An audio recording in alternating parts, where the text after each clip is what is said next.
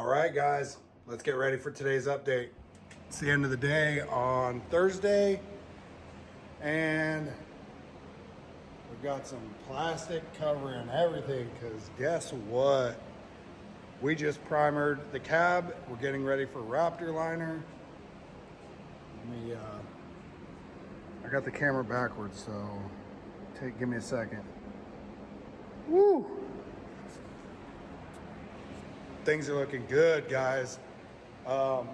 We primered the cab, inside of the cab, like I said. We seam sealed a lot of stuff. We've got, we're gonna let that dry, and then we're actually gonna seam seal. There's a section that I'm not really happy with, and it was obviously from a prior shop's fabrication.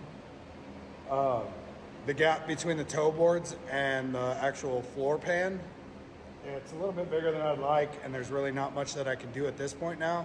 So we're gonna seam seal it. It is welded in some sections, so it is actually like together, but I don't like the way it looks, and I'm not gonna weld the whole thing up because I just primered the cab. So we're gonna seam seal it, and I can show you guys right down in there. You guys can see it's just a little bit bigger than I'd like.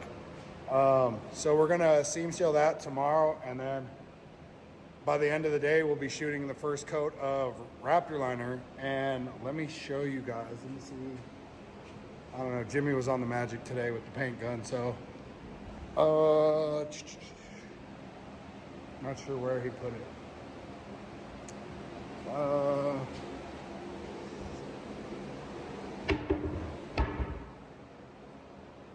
I don't know, guys. Anyways, the color of the Raptor liner, I did a whole lot of digging at Scottsdale Paint today. It's gonna be pretty similar to this color, guys. So the floor will be Raptor lined, and it's gonna set it off really nice with the door panels that we have and the interior that we have. It's like a distressed brown leather, so I think that two contrasts are gonna look really good. But let me stop this video. Let me turn it around so I can walk you guys around the back, because some magic went down today and I got some stuff knocked out. All right, I'm back and flipped around, guys. So as you guys can tell, a whole lot of work's got done. Before I put in an update, guys, I didn't have the bottom crossbar welded in yet. That's fully welded in.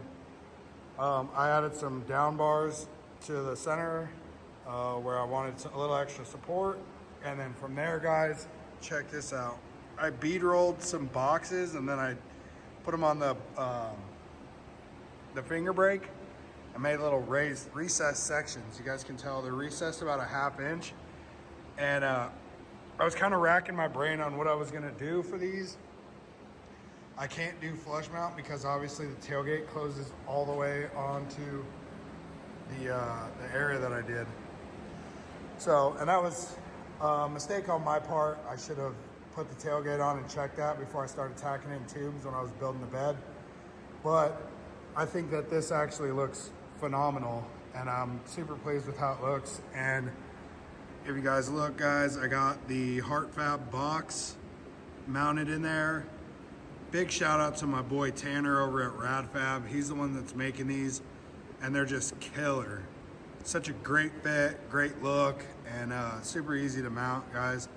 All I do to mount these is I take the plugs out of the holes, and then I just get a piece of construction paper and I just tap it with a hammer around the edge of the inside radius and just cut it out, mark it up, cut it out, guys. So, and then I'll show you what I use to cut them. So I've already done a little tech tip video, but I'm gonna go through it with you guys again. These are Benchmark Abrasives TCT cutters, and this is the one I used today. This is it says it somewhere. This is the 1 3/4. So all I did was in the very corners of the pocket, I cut out those, and then I went through with an angle grinder, cut my straights, cut my verticals, and then I just used the die grinder to trim up the area, make it nice and clean. And then I put the pocket in there, center punched it, and then drilled my holes, and now we're all bolted up, guys. Obviously, you guys aren't going to be able to see this once it's installed and once I have the cooler hatch in this area where you are. But here's a look at the back side, guys. So these are just going to wire up with some eyelets to the batteries, which there's one battery box, there's another battery box, and there's my fuel cell right there. But yeah, guys, so we got a positive terminal, negative terminal, and the kill switch. Yeah, obviously pretty self-explanatory. So if you want to jump, if you need to jump it, you can access it pretty easy because we're just about on the ground with the battery boxes, and the last thing I want my client Martin to be doing is have to jump it and have to get all the way up under the truck, because once it's got a bumper on it and all this other stuff that we're doing, it's going to be pretty hard to get up in there with a battery box. So let's see what else. Since the last update, I tacked all the way around the tubs.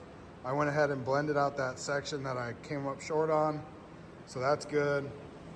Tacked this side, guys, and then did a little bit more blend work. I've still got to go ahead and DA this whole back section.